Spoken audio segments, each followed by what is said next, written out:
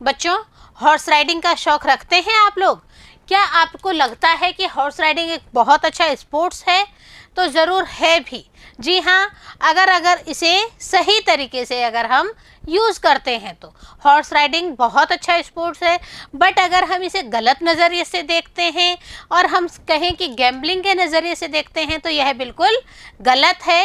और यही बात D.H. लॉरेंस सर भी हमें बता रहे हैं इनकी story the rocking horse winner में, जो कि हम नई शुरुआत कर रहे हैं। हमारा 3rd स्टोरी है ये। और बच्चों, अगर हम देखें कि ये जो स्टोरी है ये कहीं ना कहीं D.H. लॉरेंस सर की खुद की लाइफ से भी प्रभावित हो रही है। इनकी खुद की लाइफ जो है वो कहीं ना कहीं इन्फ्लेक्ट कर रही है इस स्टोरी को। कारण बताएं आपको बच्चों कि इनके जो फादर हैं वो तो कोयले की खान में काम करते थे, और इनकी जो मदर है वो बहुत ही महत्वाकांक्षी थी, एम्बिशियस थी, और उनकी एक फीलिंग थी कि मैं कुछ और चाहूँ, मैं कुछ और बेटर करूँ। और यह सब चीज़ें D.H. लॉरेंस ने अपने निजी जीवन में भी महसूस की थी, और कहीं ना कहीं ये इम्पैक्ट उन्होंने इस स्टोरी में भी डाला है। यह स्टोरी एज अ पेरेंट्स को बहुत अच्छी सीख दे रही है कि आप एम्बिशियस बने, आप अपने बच्चों को एम्बिशियस बनाएं, लेकिन कभी भी गलत तरीके से ना बनाएं, और बच्चों पे पूरी निगरानी रखें, पहली चीज़। दूसरी चीज़ कि एक हमारे यहाँ पे कहावत है बच्चों, अगर आपको पता है, कि हमें उतने ही पाँव पसारने चाहिए जितनी हमारी चद्दर है। तो ये कहानी पढ़ने के बाद में आप इस जो कहावत है इसको एकदम सटीक महसूस करेंगे। क्यों? क्योंकि जिंदगियों का नुकसान हो गया है। जी हाँ, एक परिवार का बेटा चला गया है। तो ये जो कहानी है ये कहीं ना कहीं हम सब को इन्फ्लुएंस करेगी, हम सब पे प्रभाव डालेगी। इसलिए बच्चों, पूरी कहानी तक बने रहिएगा हमारे संग। Today we are taking our first part, और फर्स्ट पार्ट में जैसा आपको पता है बच्चों, हम कवर करते हैं about the author and story. Author और स्टोरी को कवर करते हैं तो हम सबसे पहले ये देखते हैं कि हमारे जो ऑथर हैं D.H. लॉरेंस, तो D.H. का पूरा नाम क्या है? सबसे पहले हम एब्रिविएशंस को कवर करते हैं, और होप आप हमारे साथ बने हुए हैं, आप बराबर इसे रीड आउट कर रहे हैं हमारे साथ में। सबसे पहले हम बात करते हैं हमारे ऑथर की, तो हम क्या देखते हैं? David Herbert Lawrence. जी हाँ, D.H. लॉरेंस सर का पूरा नाम डेविड हर्बर्ट लॉरेंस है। David Herbert Lawrence sir was born on 11 September 1885 in Eastwood, United kingdom. Eastwood, United kingdom में 1885 में 11 सितंबर को इनका बर्थ हुआ था बच्चों। अरे, आप 11 सितंबर से कहीं कंफ्यूज तो नहीं हो गए हैं? अगर आप ईयर हटा दें तो 11 सितंबर जो है अपने आप में एक प्रमुख डेट है आपके जीके क्वेश्चन के हिसाब से। So it's homework for all of you कि आप हमें बताएंगे कि 11 सितंबर क्यों इम्पॉर्टेंट है। हम यहाँ पे 1885 से लिंक करके सर का बर्थ आपको बता रहे हैं। हम इनके आगे की एजुकेशन की बात करते हैं तो हम क्या देखते हैं? He was educated from Nottingham high school, university college Nottingham. इनका जो स्कूलिंग है वो नॉटिंगम हाई स्कूल से हुआ है। देन आफ्टर नॉटिंगम में ही इनका जो यूनिवर्सिटी कॉलेज है वहाँ पे इन्होंने आगे की पढ़ाई कंटिन्यू की थी। हम अगर इनके वर्क्स की बात करते हैं तो हम क्या देखते हैं? He was an English writer and poet. बहुत अच्छे इंग्लिश राइटर है, बहुत अच्छे पोएट है। बच्चों, आपने 12th स्टैंडर्ड में D.H. लॉरेंस सर की पोएम हमारे साथ कवर की हुई है बच्चों। आप खुद एग्जामिन कर रहे हैं कि कितने इमोशनली ये किसी चीज़ को लिखते हैं, और कहीं ना कहीं एक बहुत अच्छा लेसन हमारे लिए ये छोड़ जाते हैं अपने स्टोरीज़ के माध्यम से, अपने फिल्मों के माध्यम से, अपनी पोएट्री के माध्यम से। और ये सब इनके ऊपर इन्फ्लुएंस पड़ा किससे, ये हम आपको ज़रूर बताना चाहेंगे। His collected works represent, among other things, an extended reflection upon the dehumanizing effects of modernity and industrialization. जी हाँ, आप देखिए कि इनके बर्थ के बाद में संसार में बहुत तेज़ी से बदलाव हुए थे। इंडस्ट्रियलाइजेशन बहुत ज़्यादा हुआ था, और इंडस्ट्रियलाइजेशन की वजह से आधुनिकीकरण भी बहुत ज़्यादा हो रहा था। और आधुनिकीकरण में हर इंसान अपने आप को मॉडर्न दिखाने के लिए ये इन प्रकारेण अपनी इनकम को इंक्रीज करने में लगा हुआ था। इट मीन्स भ्रष्टाचार बहुत ज़्यादा फैला हुआ था। तो कहीं ना कहीं जो लोगों की एम्बिशियसनेस है, महत्वाकांक्षा है, वो इनको बहुत ज़्यादा टच करती है और इनको लगता है कभी भी किसी भी कार्य को अगर गलत तरीके से किया जाए तो उनके जो रिजल्ट्स होते हैं वो 101% गलत ही होते हैं। तो ये जो इनकी स्टोरी है, ये स्पेशली अगर हम देखें इस स्टोरी का कंटेक्स्ट लेके भी देखते हैं तो यहाँ पे भी हमें डीह्यूमनाइजिंग इफेक्ट दिखाई दे रहे हैं। बाकी स्टोरीज भी इस चीज़ को प्रमुखता से कवर कर रही है। हम बात करें डी.एच. लॉरेंस सर के राइटिंग्स की, तो इन्होंने मेनली एक्सप्लोर किया है issues on spontaneity and instinct. Spontaneity and instinct issues को रेज करके इनका मेन थीम यही था कि कहीं ना कहीं जो ह्यूमन बींग्स हैं वो डाइवर्ट हो रहे हैं, उन्हें एक प्लेटफॉर्म, उन्हें एक पटरी पर लाया जाए ताकि कहीं ना कहीं जो संसार में एक सीधा ट्रैक है, इट मीन्स अच्छे मनुष्य होने का ट्रैक है, उसे फॉलो किया जा सके। बच्चों, अगर हम इनके वर्क्स की बात करते हैं तो सबसे पहले हम इनके नॉवेल्स की बात करते हैं और नॉवेल्स में हम क्या देखते हैं? Sons and lover. जी हाँ, सन्स एंड लवर जो नॉवल है वह आप कहीं ना कहीं from the school education to college education आप इसको कहीं ना कहीं अपने कोर्स में, सिलेबस में ज़रूर रीड आउट करेंगे। आप खुद इसकी भावनाओं को देखेंगे कि इस नॉवल में डी.एच. लॉरेंस सर ने कहीं ना कहीं कितनी अच्छी बातें हमें बताई है। साथ ही हम देखें द रेनबो, ये भी इनका बहुत अच्छा नॉवल है। एक और नॉवल है women in love. Women in love के अंदर लिखते हुए भी इनकी जो राइटिंग्स है वो आप देखिए कि अलग ही नज़रिया लेके नॉवल के रूप में हम सबके सामने आई है। इसके अलावा जॉन थॉमस एंड लेडी जेन, और भी बहुत सारे नॉवेल्स हैं जो इनके द्वारा लिखे गए हैं। प्रमुख नॉवेल्स की हम बात करते हैं और हम बात करते हैं फिल्मों की। वो फिल्में जो इनके नॉवेल्स को बेस करके लिखी गई हैं, तो अगर हम उनकी बात करते हैं तो हम क्या देखते हैं? मूवीज़ में सबसे पहले लेडी चैटरलीज लवर। जी हाँ, लेडी चैटरलीज लवर की एक मूवी बनी थी जिसमें करेक्टर लेडी चैटरली का निभाया गया था। इसके अलावा एक और मूवी है जो सिर्फ और सिर्फ लेडी चैटरली बोल के ही बनाई गई है, वुमेन इन लव जो इनका नॉवल है उस पर मूवी बनी है। इसके अलावा द रेनबो पे भी मूवी बनी है। और अगर हम बात करें हमारे प्रेजेंट जो शॉर्ट स्टोरी है, हमारे सिलेबस की शॉर्ट स्टोरी की, तो इसके ऊपर भी तो फिल्म बननी ही थी और फिल्म भी बनी है, प्लस टीवी फिल्म भी बनी है। कैसे बनी है, कौन, किसने बनाई है, किसने डायरेक्ट की है, यह हम आपको बताते हैं बच्चों। सबसे पहले हम बताएं कि इनकी डेथ कब हुई, तो हम देखते हैं he died on 2 March 1930 in Vence, France, due to tuberculosis. Tuberculosis बीमारी की वजह से डी.एच. लॉरेंस सर 1930 में हमें छोड़ गए थे। लेकिन बच्चों, अगर हम ये कहें कि इंसान जाता ज़रूर है लेकिन यादें अपनी छोड़ जाता है, और यादों के रूप में हमें डी.एच. लॉरेंस सर ने बहुत अच्छे नॉवेल्स, बहुत अच्छी शॉर्ट स्टोरीज़ और बहुत अच्छी पोएट्री हमें दी है जो उनको हमारे सामने आज तक जिंदा रखे हुए है।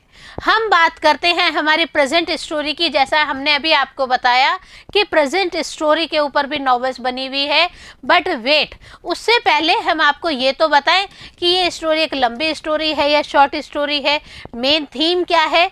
तो सबसे पहले हम समरी ऑफ द स्टोरी में कवर कर रहे हैं इन्हीं सब चीज़ों को।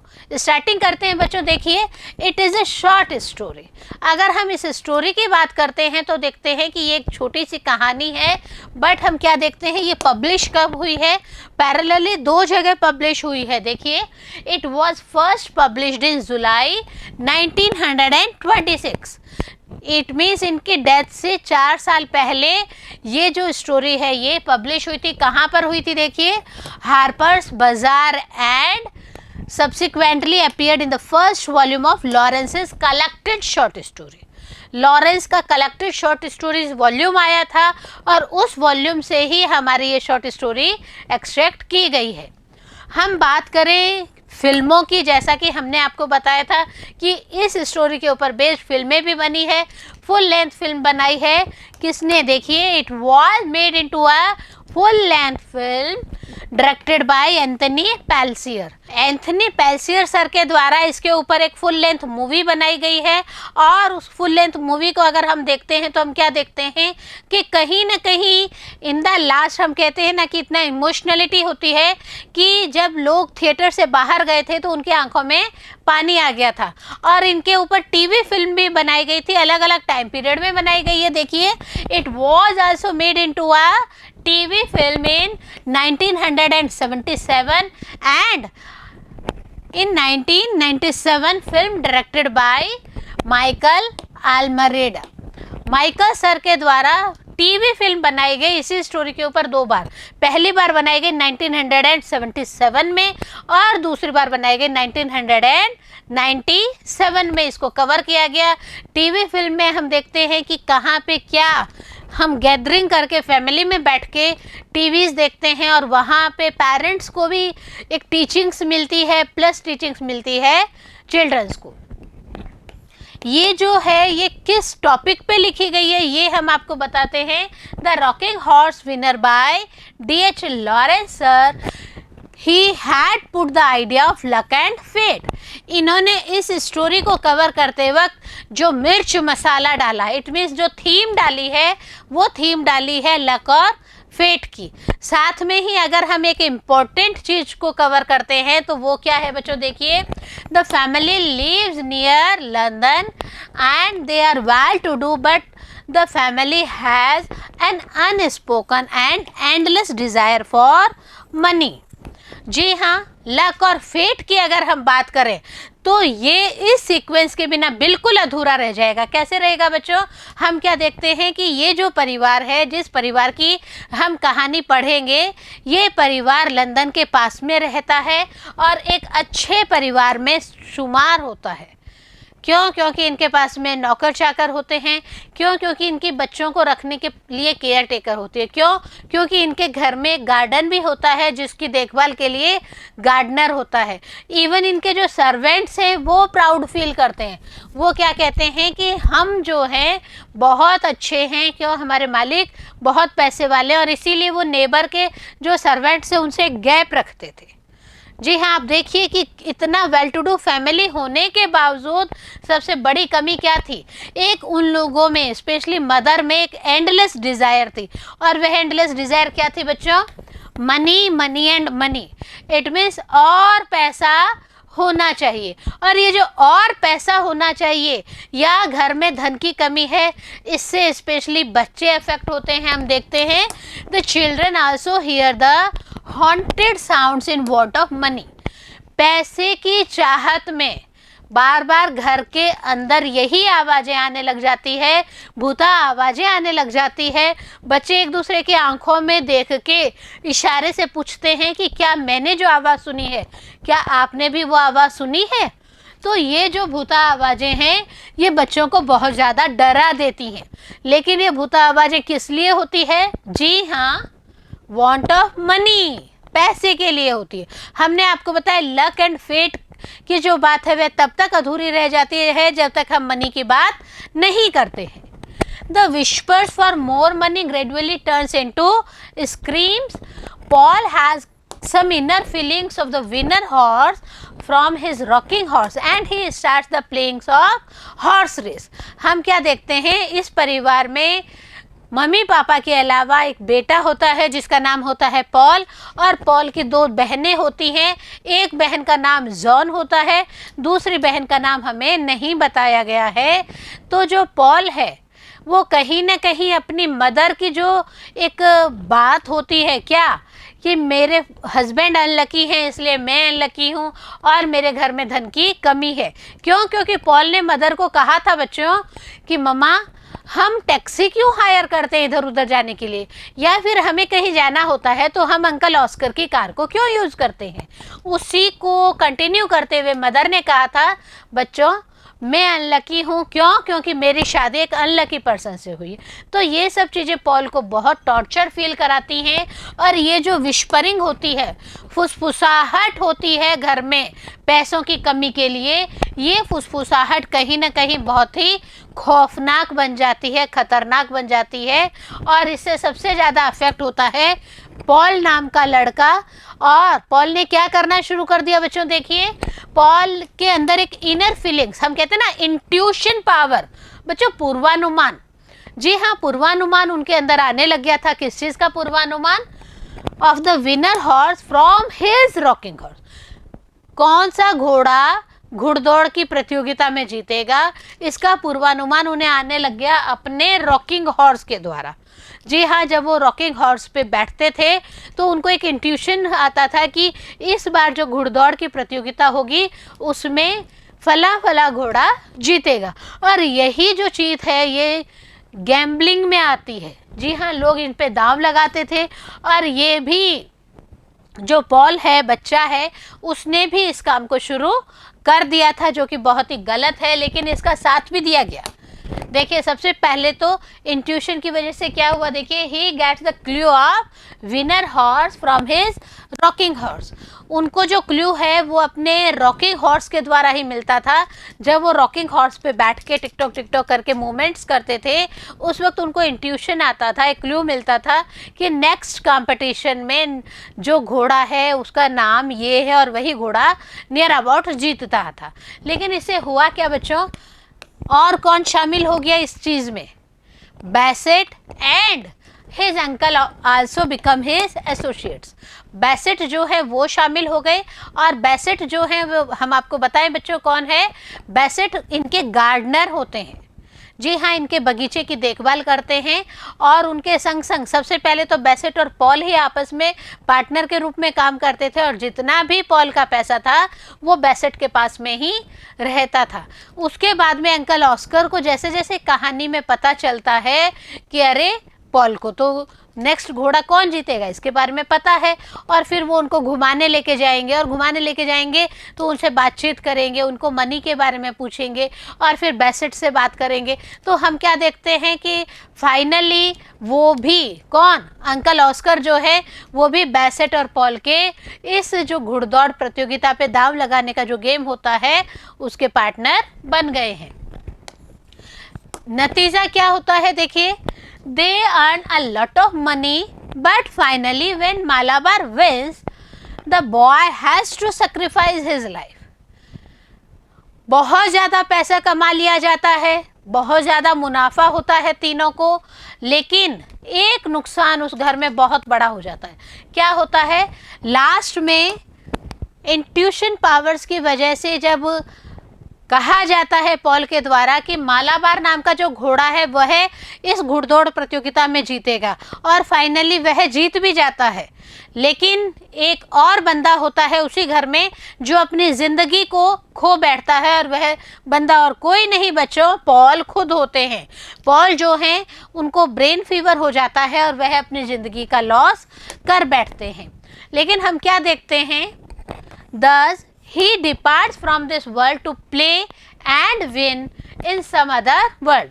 इस दुनिया से तो विदा ले लेते हैं, लेकिन दूसरी दुनिया में जाकर वो कौन सा गेम खेलेंगे, क्या वहाँ पे वो जीतेंगे, यही हम सब के लिए एक अफसोस की बात वो छोड़ के गए हैं। तो बच्चों हम कह सकते हैं कि यह अफसोस हम सब की ज़िंदगी में कभी भी नहीं आना चाहिए। कभी भी किसी भी परिवार में यह परिस्थिति नहीं आनी चाहिए कि आप उतना ही पैर फैलाएं जितना कि आपकी चद्दर हो। ये कहावत आपको हमने बताई थी, तो ये कहावत हमेशा दिमाग में रखेंगे, उतना ही खर्चा करेंगे जितनी फैमिली के इनकम है। तो ये सब चीज़ें हमें डीएच लॉरेंस सर ने बताई। डीएच लॉरेंस सर ने हमें बताया कि किसके अंदर फ्रस्ट्रेशन होता है, फैमिली के मेंबर हैं वो क्या करते हैं, उनमें क्यों फ्रस्ट्रेशन है, क्या फ्रस्ट्रेशन होना सही है, या फिर उस फ्रस्ट्रेशन का बच्चों पे क्या रिजल्ट पड़ता है, बच्चों के अंदर क्या फीलिंग्स आती हैं, लड़कियों में क्या फीलिंग आती है, लड़के में क्या फीलिंग होती है। यही सब कुछ तो हमें कवर करना है हमारे नेक्स्ट पार्ट में। तो बच्चों नेक्स्ट पार्ट में हम स्टोरी कंटिन्यू करेंगे, तब तक बने रहिए बिंदु के साथ। नमस्कार।